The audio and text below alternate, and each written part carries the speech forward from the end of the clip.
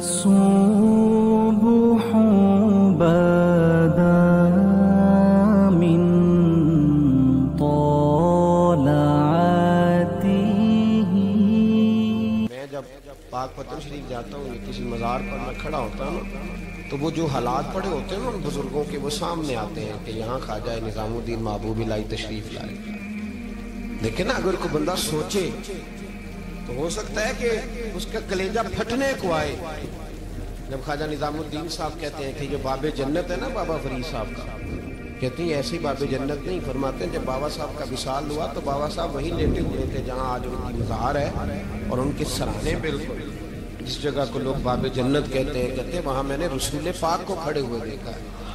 اب کوئی آدمی حضور کی خوشبو محسوس، اس کا ایک ارادہ بن گیا نا کہ یہاں حضور کھڑے تھے، اس پر کیفیت کیا تاریخ، اس پر انداز کیا ہو، اس پر وارد کیا ہو، وہ کہاں پہنچ جائے گا 1-2 منٹ کے اندر. تو یہ تو اس وقت ہے جب اس کے محسوسات ہوں گے، جب وہ نظریاتی طور پر اس بات سے متفق ہوگا، جب وہ خوشبو محسوس کرنے کی صلاحیت رکھتا ہوگا. ایک بات عذرائے محبت ہے، کہہ دیتا ہوں کیونکہ سوالات ہوتے رہتے، کہہ دیتا ہوں. اعلیٰ حضرت کے ایک مرید تھے مولانا حشمت علی خان صاحب، بڑے تگڑے آتے، جن لوگوں کی پوزیشن بڑی سخت حاضر لوگ ہوتے ہیں نا، اور حاضر جواب 1 منٹ سے پہلے. پاک پتن شریف گئے تو باب جنت سے گزر کے آئے. باب جنت سے کسی ہمارے عالم نے نہیں لکھا کہ جب وہاں سے گزر گیا آپ توبہ نہ کرے اور کوئی اچھا عمل نہ کرے تو جنت میں جائے گا. بس یہ کہا کہ ایک دروازہ ہے جہاں خواجہ نظام نے حضور علیہ السلام کو کھڑے دیکھا. گزر جائے کوئی تو الحمدللہ اس کے لیے ایک برکت ہے. لیکن کسی شخص نے یہ نہیں کہا کہ اب وہاں سے نکل کے آ جائے اور معاذ اللہ جھوٹ بولے، جو مرضی کرے اور کہ میں جنتی ہو گیا. یہ معنی کسی بندے نے بھی بیان نہیں کیا. ہاں وہاں سے گزر کے آئے، سچی توبہ کرے، بعد میں اپنے اعمال پہ محنت کرے، اللہ اسے برکت عطا کرے گا. فرماتے میں پاک پتن شریف سے ہو کے آیا، رش بڑا تھا، اس کے ایام تھے، تو باب جنت سے گزر کے آیا تو میں بس کی چھت پہ بیٹھ گیا. کچھ اور لوگ بھی تھے تو ان میں سے کچھ ایسے صاحبان بھی تھے جن کو بیماری ہوتی ہے چھیڑ کے رکھنے کی، کوئی نہ کوئی بات کیے رہتے، یہ ہو گیا تو وہ ہو گیا. کہتے ہیں انہوں نے بات چھیڑ دی، مولانا کہاں سے آ رہے؟ میں نے کہا پاک پتن شریف. تو کہنے لگے کہ آپ وہ بہشتی دروازہ جس کو کہتے ہیں باب جنت وہاں سے بھی گزرے ہیں؟ کہنے لگے الحمدللہ لائن تو بڑی لمبی تھی پر موقع مل ہی گیا ہے، گزر گیا ہوں وہاں سے. تو کہتے ہیں مجھے سونگنے لگ گیا. کہنے لگے پھر تو آپ جنتی ہو گئے ہوں گے پر آپ کے پاس سے جنت کی خوشبو نہیں آ رہی. تنزیہ انہوں نے کہا، تنزیہ. تو کہتے ہیں انہوں نے طنز کیا تو مجھے بھی حق حاصل تھا، جواب در جواب کی تو اجازت ہونی چاہیے نا. میں نے کہا مولانا کیوں آپ کیوں سونگ رہے ہیں؟ کہنے لگے میں نے حدیث پاک میں پڑھا ہے کہ جنتی 500 سال بھی دور ہوگا تو اس کے پاس سے خوشبو آئے گی، یعنی 500 سال لگیں گے ابھی اس تک تو پھر بھی جنت کی خوشبو آئے گی. تو آپ سے تو کوئی نہیں آ رہی. کہتے میں نے ان سے کہا آپ نے ایک حدیث پڑھی ہے، اگلی بھی پڑھ لینی تھی. حضور نے فرمایا جہنمی کو جنت کی خوشبو کوئی نہیں آئے گی. یہ نہیں پڑھی ہے آپ نے حدیث؟ یہ نہیں نظر سے گزری؟ تو کہتے اب وہ مولانا مجھ سے معذرت کرنے لگے، کہنے لگے یار آپ تو ناراض ہی ہو گئے. تو میں نے کہا بھی آپ نے کیوں چھیڑی بات؟ میں نے آپ سے کوئی ڈسکس کیا؟ آپ نے پوچھا کہاں سے، آپ پھر آپ ہی نے کہہ دیا کہ وہاں سے گزرے کہ نہیں جنتی دروازے سے، پھر آپ نے ہی اعتراض کر دیا. تو پھر ہمیں اتنا تو حق حاصل ہے نا، ہم آپ بھی کرتے ہیں تو ہو جاتے ہیں بدنام، اور تم قتل بھی کر دو تو چرچا نہیں ہوتا. ہمیں بھی تو حق حاصل ہے نا، اتنا تو جواب در جواب ہم دے سکتے. حضرت بابا فرید الدین گنج شکر رحمت اللہ تعالیٰ علیہ کی اماں کہتی ہیں جب میرا بیٹا پیدا ہونے والا تھا تو میں رب کی بارگاہ میں دعا کرتی تھی، اللہ اگر تو مجھے بیٹا دے تو اس طرح کا دینا بیٹا میرا ہو پر بندہ تیرا ہو. اے اللہ اگر بیٹا دینا تو اس طرح کا دینا میرے اللہ، اس طرح کی مجھے اولاد دینا کہ دودھ وہ میری چھاتی سے پیے پر شکر تیرا ادا کرے. اے اللہ اگر بیٹا دینا تو اس طرح کا دینا کہ قوت روٹی روزی وہ زمین پہ کھائے لیکن اسی زمین پر وہ تیرے دین کا سپاہی بھی بنے، وہ مجاہد فی سبیل اللہ بھی بنے. حضرت بابا صاحب کہتے ہیں مجھے شکر پسند تھی. اماں بڑے جتن کرتی ہے بیٹے کے لیے، بڑا کچھ کرتی ہے، اور بیٹے روٹی ٹائم پہ کھانا بلا کا. کہتے ہیں مجھے شکر پسند تھی. میری اماں سردیوں کے ٹھنڈے موسم میں اٹھ کے میرے لیے پانی بھی گرم کرتی، مصلی بھی بچھاتی، اور پھر ایک پڑیا شکر کی بنا کے میرے مصلی کے نیچے بھی رکھتی. کہتی بیٹا نماز پڑھے تو اللہ شکر دیتا ہے، آپ فرماتے ہیں میں روز نماز کی 5 نمازوں کا وقت مصلی اٹھاتا تو پڑیا شکر کی ملتی. سکول اور مدرسے کے میں اپنے کلاس فیلوں کو بھی کہتا نماز پڑھو بڑی پیاری شکر ملتی ہے. کہتے ہیں میں روز شکر کھاتا. ایک سویرے فجر کی نماز میں اماں نے وضو تو کرایا, مصلی بھی بچھایا, پر دیہات کی وہ سادی بیوی جس کا سارا کام خلوص میں مبنی تھا, جو آکسفورڈ سے پڑھی ہوئی تو نہیں تھی لیکن آداب ممتا اسے سارے آتے تھے, جو کسی یونیورسٹی کی سند یافتہ تو نہیں تھی لیکن بیٹے کے ساتھ کس طرح کا رویہ اختیار کرنا ہے یہ سارا اسے پتا تھا. کہتے ہیں سادی اماں نے سارے کام کیے لیکن شکر رکھنا بھول گئی. بابا صاحب کہتے ہیں میں نماز پڑھنے لگا تو ماں نے یہ بھی بتایا تھا کہ نمازی کے آگے سے نہیں گزرتے, نمازی کے آگے نہیں ہوتے. اب اماں کہتی ہے میں مجبور ہوں, درس بھی میں نے دیا ہے, بھول گئی ہوں, اب شکر رکھنے جاؤں گی تو پردہ کھل جائے گا. ایک کونے میں لگ کے ماں روئی, بیٹے کی شفا کے لیے نہیں, بیٹے کی نوکری کے لیے نہیں, بیٹے کے اچھے مستقبل کے لیے نہیں. ماں روئی, آنسو بہے تو کہتی کیا ہے, اے اللہ میں اسے اپنے آگے چکانے کو جتن تھوڑی کرتی تھی, تیرا بنانے کا جتن کرتی تھی. اے اللہ مہربانی فرما, میری پردے داری کر, اگر راز کھل گیا تو میرا فرید نماز نہ چھوڑ جائے. بابا صاحب کہتے ہیں اماں تڑپتی رہی اور میں نے نماز پڑھ کے مصلی اٹھایا. پہلے پڑیا ہوتی تھی, اب تو پورا دریا شکر کا بہ رہا ہے. فرماتے ہیں میں نے وہ اٹھائی, شکر کھائی اور میں نے چیخ کے کہا اماں جلدی آ, آج بڑی لذیذ ہے, آج شکر کوئی انوکھی ہے, اور آج تو کمال شکر دی ہے میرے اللہ نے, ایک پڑیا کی جگہ پورا دریا بہ رہا ہے. بابا صاحب رحمت اللہ علیہ فرماتے ہیں میری اماں آئی اور میری اماں نے بازو کھولے تو ماں کی ممتا ہی بتاتی ہے کہ اللہ کی رحمت کس طرح کی ہوتی ہے. کہتے ہیں میں نے اماں کے سینے سے لگا تو اماں رو کے کہنے لگی بیٹے پہلے میں شکر دیتی تھی, آج شکر بنانے والے نے شکر عطا فرمائی ہے. ساری زندگی پیشانی سے سجدے کا نور نہیں گیا, ساری زندگی وہ لذت عبادت نہیں گئی, اس لیے کہ استاد نے ڈنڈے سے نمازی نہیں بنایا تھا, اس لیے کہ پیر صاحب نے یہ کہہ کہ نمازی نہیں بنایا تھا کہ نماز پڑھو گے تو روٹی میں برکت ہو جائے گی, اس لیے کہ علامہ صاحب کا وہ بات سن کے ہم نمازی نہیں بنے تھے کہ اس نماز میں بتایا جاتا ہے کہ بیماریاں ختم ہو جائیں گی نماز پڑھنے سے. اماں نے رب سے جوڑنے کے لیے نمازی بنایا تھا. ساری زندگی بابا صاحب کہتے رہے اٹھ فریدا ستیا, جھاڑو دے مسیح, چل ہن اٹھ فریدا ستیا, جھاڑو دے مسیح, او تو ستا ہے رب جاگدا, تیری ڈاڈے نال برید. ساری زندگی نماز کی ٹریننگ دینا, اپنے بچوں کو اپنے رب سے جوڑنا, اپنے بچوں کو اللہ کے ساتھ ان کا تعلق بنانا, ان کو رب والا بنانا, انہیں رسول پاک کا غلام بنانا, یہ ڈیوٹی ہے ماں باپ کی. ایک بہت بڑے محدث ہیں, اتنے بڑے محدث ہیں کہ میرے نبی کریم کی مسجد نبوی میں وہ حدیث کے استاد رہے. حضرت ربیعہ بن عبد الرحمن نبی پاک کی مسجد نبوی میں حدیث کے استاد, اور حضرت حسن بصری جو جناب علی کے شاگرد ہیں وہ بھی حضرت ربیعہ کے شاگرد ہیں. حضرت امام مالک جو 70 سال تک مدینہ اور مکہ میں حدیث پڑھاتے رہے وہ بھی حضرت ربیعہ کے شاگرد ہیں. ان کے والد کا نام تھا عبد الرحمن فروغ. تاریخ بغداد میں لکھا ہے کہ بنو امیہ کے دور میں تابعین کے زمانے میں جناب عبد الرحمن بن فروغ گھر سے چلے گئے. ایک روایت ہے بچہ چھوٹا تھا, ایک روایت ہے بچہ ابھی ماں کے پیٹ میں تھا, جہاد کرنے چلے گئے. اس دور میں یہ جہاد ہوتا تھا کہ ایک علاقہ فتح کیا تو مسلمان اگلے علاقے میں چلے گئے, اگلا فتح کیا تو اگلے علاقے, ایک کے بعد دوسرے لوگ پلٹ کے نہیں آتے تھے. حضرت عبد الرحمن گئے 30,000 دینار بیوی کو دے گئے, کہنے لگے سنبھال کے رکھنا, اور جہاد کرنے نکلے تو 27 سال تک گھر نہیں آئی, اور 27 سال کے بعد آئے تو حضرت ربیعہ محدث بن چکے ہیں, مسجد نبوی میں حدیث کے استاد ہیں, بیٹا بہت بڑا شیخ بن گیا. واپس آئے, ہاتھ میں نیزہ ہے, کالی داڑھی تھی ساری سفید ہو گئی, وجود بڑا تگڑا تھا, کمزوری آ گئی. آئے, نیزہ پکڑا ہوا ہے, گھوڑے پہ بیٹھے ہیں, مدینہ منورہ میں گھر ہے, دروازے پہ دستک دی. حضرت ربیعہ نے دروازہ کھولا, اندر داخل ہونے لگے تو کہنے لگے بابا تو کدھر گھستا آ رہا, کدھر؟ اس نے کہا تو پیچھے ہٹ, تو میرے مکان پہ کب سے قبضہ کر کے بیٹھا ہے. بات تیز ہونے لگی, آواز بڑی بزرگوں کی بلند ہونے لگی تو اندر سے زوجہ نے سن لیا, اور دروازے کی اوٹ سے دیکھنے لگی تو پہچان گئی.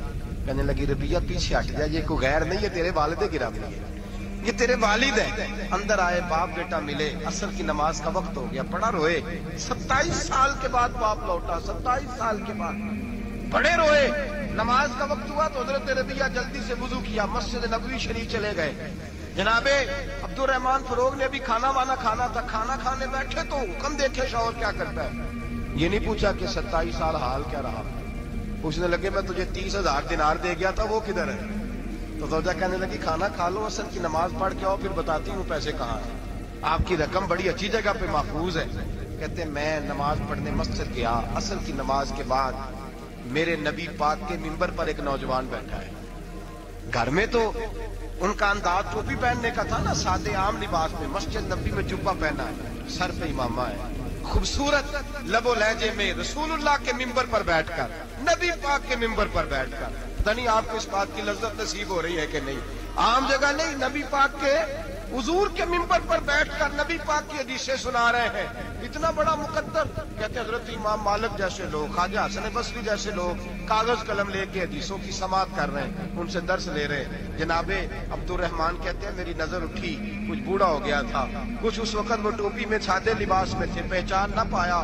ایک شخص سے پوچھا یار ہے تو جوان پر اس کے چہرے کی نورانیت میرے دل کو بھا گئی ہے تو جوان پر اس کا حدیثیں بیان کرنے کا انداز میری طبیعت کو گھائل کر گیا، یہ کون ہے جو نبی پاک کی مسجد میں بیٹھ کے حدیثیں بیان کر رہا ہے؟ کہتے ہیں امام مالک کہنے لگے بابا جی چپ کر جاؤ، ہمارے استاد کے بارے میں اونچے لب و لہجے میں بات نہ کرنا، دیکھتے نہیں کتنے کتنے لوگ بیٹھے ہوئے خاموشی سے۔ تو میں نے کہا مجھے بھی تو بتا دو نا ہے کون؟ تو کہنے لگے کوئی عبد الرحمان فروغ نام کے بزرگ ہیں، یہ ان کے بیٹے ہیں، ربیہ نام ہے۔ کہتے ہیں جب لفظ کہے تو میرے آنسو چھلک کے باہر آئے اور میں حضور کی مسجد میں گر گیا اور رونے لگا کہ یہاں اور میرے رسول پاک سید عالم صلی اللہ علیہ وسلم کے منبر پر اور میرا بیٹا۔ تو میں تڑپ کے گھر گیا اور گھر جا کے میں نے اپنی بیوی کو جب دیکھا تو میرے آنسو نکل گئے۔ میری بیوی سمجھ گئی کہ یہ میرے محدث بیٹے کو دیکھ آیا ہے۔ کہتے ہیں بیوی رو کے کہنے لگی میں نے آپ کے 30,000 دینار آپ کے بیٹے کو مصطفیٰ کریم کی حدیث کا استاد بنانے میں خرچ کر دی، میں نے وہ 30,000 دینار خرچ کر دی ہیں، 30,000 دینار آپ کا بیٹا میں نے۔ تو کہتے ہیں میں اپنی بیوی کی طرف دیکھنے لگا، میں نے کہا قربان جاؤں، میں اگر اللہ کے دین کے راستے میں تھا تو نے میرے ساتھ نیکی کی ہے، میرا بیٹا بھی دین کے راستے پہ لگا دیا۔ میرے بھائی اللہ سے جوڑا ان لوگوں نے اپنی اولاد۔ بابا فرید الدین مسعود گنج شکر رحمت اللہ تعالیٰ علیہ کے ایک مرید تھے، بابا صاحب سے مرید ہوئے تو بابا صاحب فرمانے لگے ہاتھ مجھے دیا ہے تو میرا ہی رہنے دینا، اب جگہ جگہ نہ بھاگتے پھرنا، نوے نہ یار بنائیے وانگ کمینے والوں کا، اب جگہ جگہ نہ گھومتے پھرنا۔ اس نے کہا حضور ٹھیک ہے صحیح ہو گیا، بس ہر آدمی کے لیے یہ حکم نہیں ہوتی جس رنگ میں یہ بات کر رہا ہوں اسی رنگ میں لینا، لوگ رنگ بھی بدل لیتے ہیں نا باتوں کا، جس رنگ میں بیان کر رہا ہوں نا باتیں نبھانے کی صرف بات کر رہا ہوں، ورنہ اللہ تبارک و تعالیٰ کا فضل ہے۔ میرے ایک دوست ہیں پیر صاحب، تو وہ مجھے کہنے لگے میں نے اپنے مریدوں کو کہا ہے کسی اور کی تقریر نہیں سننی، کسی اور کی محفل میں نہیں جانا، آپ نے بھی کہا ہے کہ نہیں کہا؟ تو میں چپ کر گیا۔ کہنے لگے آپ بولے نا، کہا کہ نہیں کہا؟ پیار سے کر رہا ہوں، چلو بات آ گئی ہے تو آج کر دیتا ہوں، آپ پیار والے لوگ بیٹھے ہیں نا، کر لوں محبت والی بات۔ تو وہ مجھے کہنے لگے کہ آپ نے بھی کہا ہے کہ نہیں کہا؟ میں نے کہا آپ کو کیا ٹینشن ہے؟ کہنے لگے میں نے آپ کے 2-4 مرید فلاں جگہ بیٹھے ہوئے دیکھے ہیں۔ میں نے کہا میں نے نہیں کہا۔ کہنے لگے کیوں؟ میں نے کہا میرا تو دل کرتا ہے ان سے کہوں کہ ہر جگہ جاؤ، جگہ جگہ جاؤ، دیکھو ساڈے ورگا ملیا تو بہ جیا، جی نہ ملیا تو واپس آ جایا، ختم ہو گئی بات۔ اتنی کیا بات ہوئی کہ بندہ فنڈتے کرتا پھرے، کو مل گیا نا، خدا جانے بلندی ہے کہ پستی، پر جہاں میں ہوں وہاں کوئی نہیں ہے۔ ایسی کیا بات ہوئی؟ آپ جائیں جگہ جگہ جائیں، کو مل گیا تو یار ضرور بیٹھ جانا۔ وہ شاہ عبد العزیز دباغ رحمت اللہ تعالی علیہ کے پاس کچھ لوگ مرید ہونے آتے تھے تو فرمایا کرتے تھے بیٹا 1-1.5 مہینہ رہو، کوئی چیز مل گئی تو رہنا، نہ ملی تو کہیں اور چلے جانا۔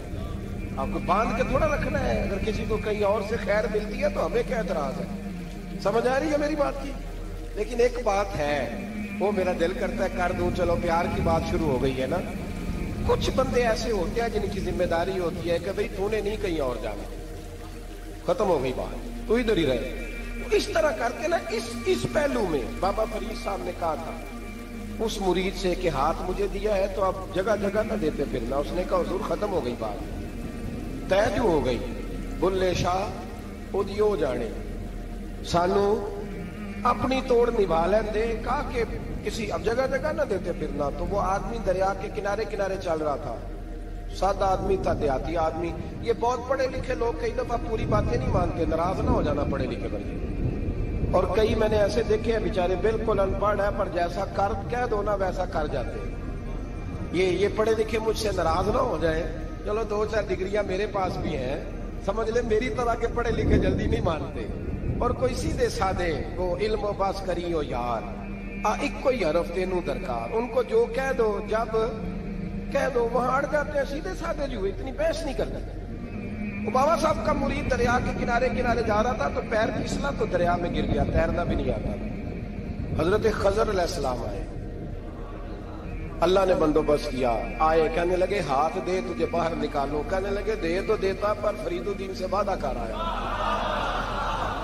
वो दे तो देता पर वादा कर लिया है, बुल्ले शाह ओदी हो जाने, सानू अपनी तोड़ निभा लेंदे। उन्होंने कहा जनाब क्या मतलब? फरमाने लगे मुझे मतलब का नहीं पता। उन्होंने कहा था कि मेरे अलावा किसी को हाथ न देना। तो वो शख्स कहने लगा कि डूब के मर जाओगे, खुदकुशी इस्लाम में हराम है। तो कहने लगा वो सादा आदमी था, कहना इस मसले का बाबे फरीद को नहीं पता, उस गल क्यों की थी, उसको नहीं पता था कि डूब के मर जाऊंगा। उसको कहना चाहिए था पाबंद कर, जा उसे जाके बता मरने लगा है तेरा मुरीद, जाओ उसे जाके बता, उसे क्या मरने लगा है, उसने वादा नहीं किया था कि मैं आऊंगा, अब जा उसे जाके बता। अल्लाह अकबर। हजरत खिदर ने जाके बाबा साहब को बताया तो बाबा साहब फौरन पहुंचे, उसको हाथ दिया, अल्लाह अकबर कहा तो बाहर निकाल दिया। तो बाबा साहब ने कहा यार सीने से लग जा, ये तू गिरा नहीं था दरिया में, तुझे गिराया गया था, ये तुझे गिराया गया था, ये तुझे जरा ना आजमाना चाह रहे, आजमाना जे महबूब बुलावे एकदम एकदम, यानी ऐसे उसने कहा कि आ जा फटाफट। उसने ये नहीं कहा टाइम हो तो वक्त हो, ये महबूब बुलावे एकदम। फिर सिर नू पैर बनाइए, सिर नू पैर बनाइए, वो सिर मंगे ते सिर दे दइए, ते कदे भी देर न लाइए, ते यार दा कदे भी गिला न करिए, भावा सहक दे मर जाइए, सजना या ते लाइए ही ना, ते जे लाइए ते फिर तोड़ नहीं पाइए। अल्लाह रसूल से रिश्ता लगाए तो पूरा। ये क्या बात हुई मैं नबी पाक का गुलाम हूं तो चेहरा मेरा किसी और की तरह का है, मैं जी गुलामी रसूल में मौत भी कबूल है तो नमाज का टाइम। एक अच्छी बात है यार, कच्चे लोग करते हैं, एक कमजोर लोग होते हैं। मेरा जी मैं गुलामी रसूल में मौत भी कबूल है पर मेरा ना झूठ के बजाय मेरी दुकान कोई नहीं चलती, वो नजायज ना करूं तो भूखा मर जा, नहीं चलती तो पर मोहम्मद अरबी के वादे पूरे कर, छोड़ नहीं चलती तो ना चले, बुल्ले शाह दी हो जाने, और नहीं तो ना सही। हाथ हो गई है मेरे भाई, आप अजीब बात करते, नहीं चलती तो ना चले, लेकिन हुजूर ने कहा झूठ नहीं बोलना तो लिहाजा खत्म हो गई बात। मुसलमान रहो तो फिर मरते दम तक बोलिए। ये क्या बात हुई? कच्ची बातें करना, कमजोर बातें करना, छोटी छोटी बातें करना, मैं शुरू कर रहा हूँ कल से नेक हो जाऊंगा, परसों से। तू अल्लाह रसूल को तारीखें दे रहे, छोटी बातें कर रहा है, तू मजबूत बात कर भाई। कलमा पढ़ लिया तो लिहाजा पढ़ लिया, गुलामी कर ली तो लिहाजा कर ली, अब नबी पाक के वफादार हो गए तो लिहाजा हो गए। अब ये कोई देखे ना, एक सहाबी खड़े थे, कंजुल माल में रवायत है, नबी पाक अलैहिस्सलाम ने ना कहा बैठ जाओ, ये भी सुन्नत है किसी को ये लफ्ज कहना, नाराज ना हो जाए वो जिसको कहा जाए कि बैठ जाओ। एक बंदा जुमे वाले दिन खड़ा था, हुजूर जुमे का खुतबा दे रहे थे, हुजूर ने फरमाया बैठ जाओ। हजरत ज़ैद बिन हारिसा बाहर मस्जिद नबवी की गली में थे, उनके कानों में आवाज आई बैठ जाओ तो वहीं बैठ गए। हजरत मरसद बिन नबी मरसद रज़ी अल्लाह ताला अन्हु कहते हैं मैं अपने घर से निकल रहा था, अपने घर के दरवाजे की चौखट पे था, मेरे कानों में आवाज आई बैठ जाओ तो मैं वहीं बैठ गया। हजरत अनस बिन मालिक कहते हैं जहां लोग जूते उतारते ना मस्जिद में आने के लिए, मैं वहां खड़ा था, मेरे कानों में आवाज आई बैठ जाओ तो मैं वहीं बैठ गया। फरमाते जुमा हो गया, नमाज के बाद हुजूर ने फरमाया ज़ैद बिन हारिसा कहां थे, जुमे में नजर क्यों नहीं आए? बेखबर हो जो गुलामों से वो आका क्या है, जुमे में नजर क्यों नहीं आए? हुजूर गली में आ रहा था तो आपकी आवाज आई थी बैठ जाओ, तो मैं ना उधर बैठ गया था। तो हुजूर ने रुख फेरा, फरमाया मरसद तुम कहां थे? हुजूर मैं घर से निकल रहा था। अभी चौखट पे था तो आवाज आई बैठ जाओ, तो सोने मैं वहीं बैठ गया। अनस बिन मालिक तुम कहाँ थे? अर्ज की सोने जहां सारी दुनिया जूते उतारती है ना, जूते लोगों के जूते, मैं ना जूतों में बैठ गया। तो महबूब ने फरमाया मैंने ना तो जैद को कहा था, ना अंश को कहा था, ना मकसद को कहा था, मैंने तो फलाने को कहा था। अर्ज की हुजूर आपने नाम तो नहीं ना लिया, आप नाम तो नहीं ना लिया कि फलाना, आपने कहा बैठ जाओ। तो हुजूर हम गुलामी वाले लोग हैं, हम वैसे नहीं करते। जिसके कानों में जहां आवाज गई वो वहीं बैठ गया। हमने न कभी कतरे पे गौर किया और न दरिया देखा, बस जहां तेरी झलक देखी वहीं डूब गए। ये क्या बात हुई कि अल्लाह रसूल से रिश्ता भी है तो करता हूं, तो देखता हूं, तो देख लेते हैं, तो चलते हैं। ना ना, ये कच्चे लोगों की बातें हैं, ये कमजोर लोगों की बातें हैं, ये उन लोगों के मामलात हैं कि जो जो जो बड़े छोटे दिल के लोग हैं। आपने कह लिया अल्लाह हमारा रब है, तो कुरान कहता है जब कह लो ना कि अल्लाह रब है, इन्नल्लज़ीना क़ालू रब्बुनल्लाहु सुम्मा इस्तक़ामू ततनज़्ज़लु अलैहिमुल मलाइका, जब तुमने कहा कि अल्लाह हमारा रब है तो फिर डट जाओ, अल्लाह तुम्हारी मदद के लिए फरिश्तों को भी नाज़िल फरमा दे। हज़रत अबू ज़र ग़िफ़ारी कलमा पढ़ने आए, हुज़ूर सल्लल्लाहु अलैहि वसल्लम ने बड़ी सारी नसीहतें फरमाई।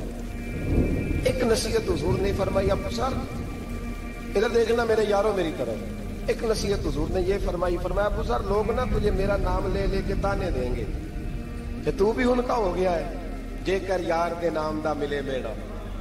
हाँ, लोग तुझे ताने देंगे, कहेंगे अब तू भी उनका हो गया है, तू भी अपने बाप दादा का दीन छोड़ गया है। तो कहा कि मलामत जब लोग तुझे करे ना, तो मलामत करने वालों की परवाह ना करना, ताना देने वालों की परवाह।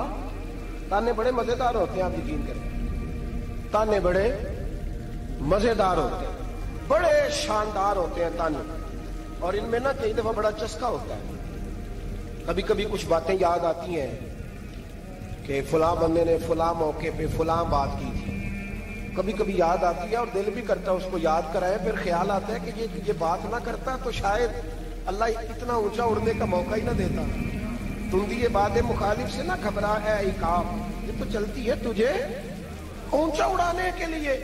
तो नबी करीम अलैहिस्सलाम ने कहा अबू ज़र जरा गौर कीजिएगा बात का, लोग ना तुझे अब ताना देंगे, बुरा कहेंगे। अब तो जो दीन कबूल नमाज पढ़ता है लोग शाबाश देते हैं, तबलीग करता है लोग, उस जमाने में तो ताने मिलते थे, लोग ताने देंगे, जरा ख्याल करना। तो या रसूल अल्लाह बस वादा हो गया, दे ले जिसने जितना ताना देना, दे ले, खत्म हो गई बात। हजरत अबू ज़र ना ये उस वक्त सहाबा छुप छुप के नमाजें पढ़ते थे हजरत ज़ैद बिन अरकम के घर में, दारे अरकम। वहां से बाहर निकलने लगे ना कलमा पढ़ के हुजूर से वादा करके, तो दरवाजे पे गए तो एक सहाबी ने कहा कि अबू ज़र अभी बाहर जाके बताना ना कि मैं मुसलमान हो गया। एक तो लोग तुम्हें ताने देंगे और दूसरा हो सकता है मारे भी, बाहर जाके बताना ना, वरना लोग ना बुरा कहेंगे। तो हजरत अबू ज़र ग़िफ़ारी ने गौर से उस सहाबी का चेहरा देखा और कहने लगे मशवरा आपका ठीक है पर मैंने मानना कोई नहीं, मशवरा आपका ठीक है पर मैं कोई नहीं मानूंगा। कहा क्यों? फरमाने लगे मैंने अभी नबी करीम से वादा किया है कि मैं किसी की परवाह, मैं नहीं परवाह करूंगा किसी की। खत्म हो गई बात, मारे जिसने मारना है, दे ताना जिसने देना है, अभी तो वादा किया। ये क्या बात हुई कि लोग कहेंगे तू मौलवी हो गया, लोग कहेंगे तू गुलाम हो गया, लोग कहेंगे तू दुनियादार हो गया। वो जी बच्चे की शादी पर बैंड बाजा न बजाया तो दुनिया ताने देगी। दुनिया कौन होती है? कभी आपने ये सोचा है कि आपने दो शख्सियतों को बीच में रखा तो आपने वजन किसका किया? एक तरफ दुनिया, दूसरी तरफ अल्लाह रसूल का दीन। कभी सोचा आपने कि वजन किसका निकलता है, अहमियत किसको देते हो? कभी सोचा है, गौर किया है? खुदा के बंदो सोचो तो सही। एक तरफ दुनिया को रखा, दूसरी तरफ अल्लाह रसूल का दीन, और फिर कहा जी दुनिया नहीं मानी तो लिहाजा मैंने दीन पे अमल नहीं किया। पता है आपने क्या किया है? अल्लाह कुरान में कहता है लोगों ने कदर नहीं की अपने रब की जैसी कि कदर करनी चाहिए। अजीब मामला है ना यार। नबी करीम सल्लल्लाहु ताला अलैहि वसल्लम के जो मदीने के लोग थे ना, इन्होंने बड़ी कुर्बानियां दी थी। قربانیاں دی، اپنی جگہ دی شہر میں. یہ مدینہ وہ واحد شہر ہے جو بغیر تلوار کے فتح ہوا. مدینے والوں نے کوئی بحث نہیں کی، انہوں نے گردنیں سیدھی سیدھی حضور کے قدموں پہ رکھ دی. مدینے والوں نے بڑی قربانیاں دی. مکے والے بعد میں مسلمان ہوئے فتح مکہ کے بعد. فتح مکہ کے بعد نا ایک جنگ اور ہوئی، ایک جہاد اور ہوا، تو وہاں سے بہت سارا مال غنیمت آیا، بہت سارا مال غنیمت آیا. اسلام میں حکم ہے کہ جو آدمی نیا نیا کلمہ پڑھتا تھا نا تو اس کے رشتہ دار اسے چھوڑ دیتے تھے، تعلق ٹوٹ جاتا تھا. تو پھر حکم دیا گیا کہ تالیف قلب کرو. مؤلفۃ القلوب ایک پورا عنوان ہے. ان کو مال دو تاکہ وہ گھر بنا لیں، کاروبار کر لیں. تو نبی کریم علیہ السلام نے نا جن لوگوں نے مکے میں تازہ کلمہ پڑھا تھا نا ان کو ذرا مال زیادہ دیا. یہ بخاری مسلم ہے. حضور نے ان کو زیادہ پیسے دیے. مدینے کے جو نوجوان قسم کے لڑکے تھے نا چند، ان میں سے ایک دو نے کہا کہ حضور کے وہ رشتہ دار ہیں نا قریبی، تو رشتہ داروں سے پیار کرنے کا حضور حکم بھی دیتے ہیں، اس لیے نبی پاک نے ذرا توجہ زیادہ فرمائی ہے. وہ بھی عذرائے محبت. جیسے بندہ کہہ دیتا ہے نا کہ ماشاءاللہ آپ تو اپنا بیٹا مل گیا ہے، ماشاءاللہ بھائی بھائی بیٹھے ہو آپ مل کے، اس طرح عذرائے. سمجھ آ رہی ہے میری بات کی؟ جن لفظوں میں بات بیان کر رہا ہوں ان لفظوں میں سمجھیے گا. محبت کے ساتھ کہا کہ وہ اپنے ہیں نا حضور کے، اس لیے حضور کا دل چاہا ہے. حضور حکم دیتے ہیں کہ اپنوں سے صلہ رحمی کرو، اس لیے نبی پاک نے زیادہ دیا. بس وہ ایک آدھ آدمی نے بات کر دی تو بات چلنے لگی. چلتے چلتے چلتے چلتے نہ وہ بات میرے محبوب تک بھی پہنچ گئی. ترکی خیمے میں حضور بیٹھے تھے تو نبی کریم علیہ الصلوۃ والسلام نے فرمایا بھائی اس طرح کرو، مکے والا کوئی بندہ نہ آئے، صرف مدینے والوں کو بلاؤ. صرف نام لے مدینے والوں کا، صرف جی صرف مدینے والوں کو بلاؤ، فقط ان سے بات کرو. مدینے کے لوگ آ گئے. اللہ کے حبیب نے گفتگو شروع کی. بات پہلے بھی ہوتی تھی پر آج رنگ نرالا تھا. نبی کریم علیہ الصلوۃ والسلام فرمانے لگے مدینے والوں، میں نے یہ بات سنی ہے کہ تم نے کہا ہے کہ حضور اب صلہ رحمی کی وجہ سے ان کو زیادہ نوازنے لگے ہیں. عرض کی یا رسول اللہ وہ ایک آدھ نوجوان نے بات کیا، وہ ہماری مشترکہ رائے نہیں. حضور علیہ الصلوۃ والسلام آج بات کرنے لگے تو آج جذبات کا رنگ نرالا تھا. محبوب فرمانے لگے تم کہو. یا رسول اللہ مکے والوں نے تو آپ کو تکلیف دی تھی، مجبور کیا تھا مکہ چھوڑنے پہ، ہم نے پناہ دی تھی، آپ ہم نے جگہ دی تھی، اپنا شہر پیش کیا، کہو. مدینے کے لوگ رونے لگے. عرض کرنے لگے حضور ہم کون ہوتے ہیں اللہ کے نبی کے لیے کوئی چیز دینے والے؟ تو اللہ رسول کا احسان ہے کہ آپ یہاں ہیں.